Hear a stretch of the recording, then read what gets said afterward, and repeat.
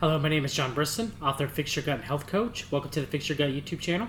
Today's video is going to be short and sweet. We're going to talk about the rumor that's been going around if ascorbic acid or vitamin C reduces your probiotic microbiome.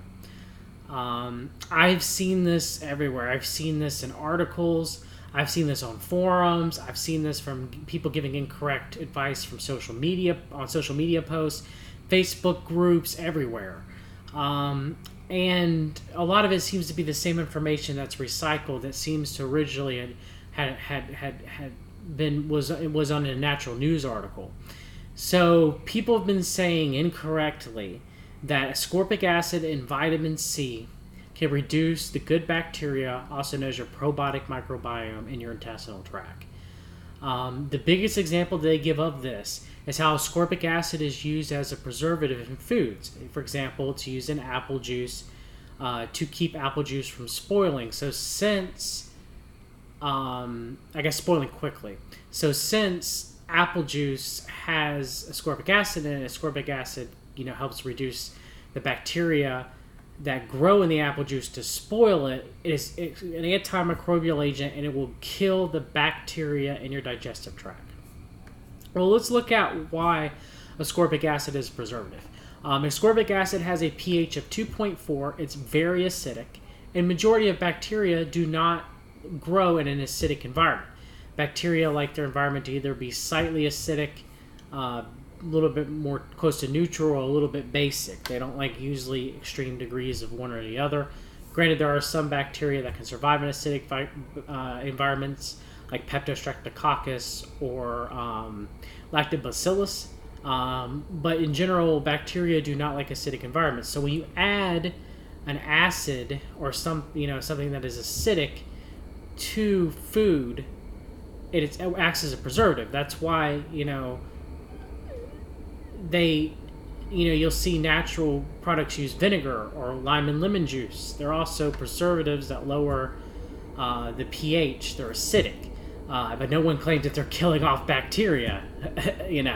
Actually, when you can something to prevent botulism, which is caused by the bacteria Clostridium botulinum, you usually decrease the pH of what you're canning by adding some sort of acid to it, because the Clostridium botulinum, it thrives in an aerobic environment. Anaerobic environment, which means without oxygen, which is when you can something and there's no oxygen, it's dark and an elevated pH environment. So you lower the pH to inhibit the growth of Clostridium botulinum.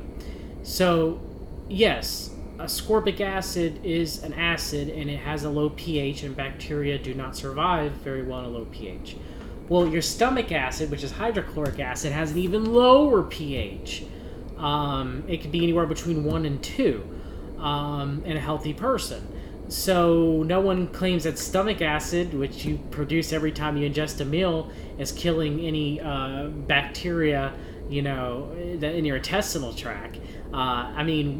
Your stomach chyme, which is your food acid, whatever you ingest, it's very acidic, and it enters through the duodenum, which is the first part of the small intestine, through the pyloric sphincter.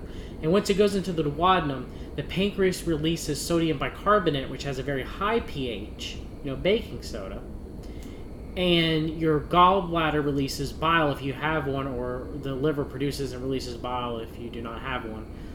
Which the liver produces bile anyway and stores it in the gallbladder, and then someone who has a gallbladder anyway. But in bile and bile salts generally and sodium bicarbonate are alkaline, so they neutralize the stomach chyme, because the ileum and gingium of the gingium of the small intestine are basic. Most of your digestive tract is acidic. Your colon is generally slightly acidic.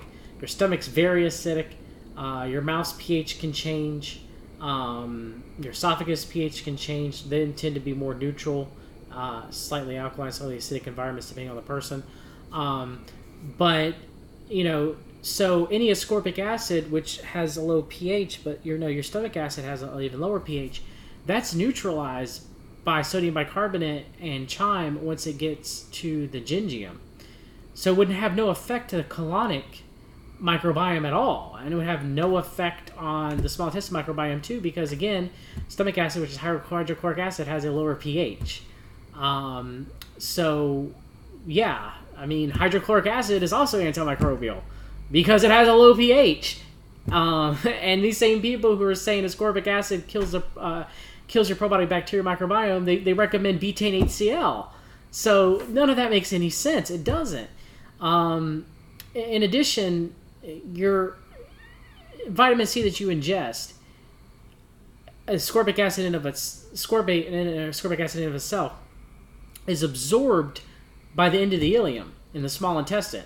It doesn't even reach the colon. And if you megadose,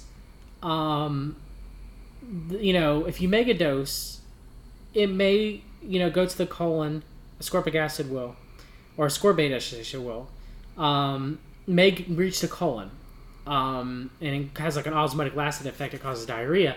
But the pH of it's neutralized. And that's the main component that has the antimicrobial effect, is its pH. Buffered vitamin C, which is where you increase the pH of the vitamin C by pairing it with something that's alkaline, usually minerals that are very alkaline, like magnesium or sodium, that wouldn't even have the low pH. So how could buffered ascorbic supplements affect the microbiome in that degree if you're worried about the low pH of ascorbic acid? They can't. See, that's why none of this makes any sense. If you understand the digestive system, how it works, how pH works, none of this can be real. They also mentioned that, I will say this, I usually don't recommend that people take probiotic supplements with ascorbic acid because they have the low pH, or when eating, unless you have to because your stomach's upset if you take a probiotic supplement when not eating, because hydrochloric acid has a low pH, and they will kill probiotic supplements that you take in if you take them at the same time because of the low pH. Like if you take it with a meal, stomach acid produces a low pH environment in the stomach. It's going to reduce a lot of the probiotic bacteria you take in a probiotic. It is the same with ascorbic acid supplements. So yeah, in that case, you would not want to take them at the same time. But it's not going to affect the microbiome of the rest of your digestive tract. In fact, it won't even really affect your stomach's microbiome unless you have opportunistic bacteria like H. pylori, which produce, H. pylori produces urease, which breaks down urea, and produces ammonia, which increases the pH of your stomach. So actually, by decreasing the pH of your stomach, H. pylori burrows into the mucosa, and it doesn't cause any issues. It becomes inactivated. So one of the last things that they mention a lot of times is that synthetic L-ascorbic acid is sourced from corn syrup. It's not. It's sourced from corn dextrose fermentation, which is a completely different product. Now, that being said, most of the vitamin C, synthetic L-ascorbic acid, is produced by using GMO, genetically modified corn that has the Bacillus thuringiensis, the Bt toxin in it. Now, granted, the supplement should be so refined that they don't have any, GM protein, any Bt toxin less. But still, nonetheless, I understand people are concerned with that. So the brands of vitamin C that I recommend that do not have, that are not from GM sources of corn, include Nutribiotic sodium ascorbate, sea salts, Liponaturals vitamin C, and Doctor's Best Quali C. Okay? So you can even take that out of the equation. The vitamin C that I recommend is not sourced from GM corn, genetically modified corn.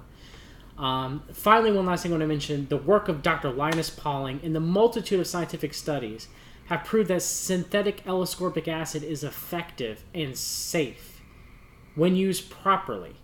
So, yeah, synthetic ascorbic acid supplements do not have an effect on your microbiome. That is a myth, and I hope that I have made it clear in this video.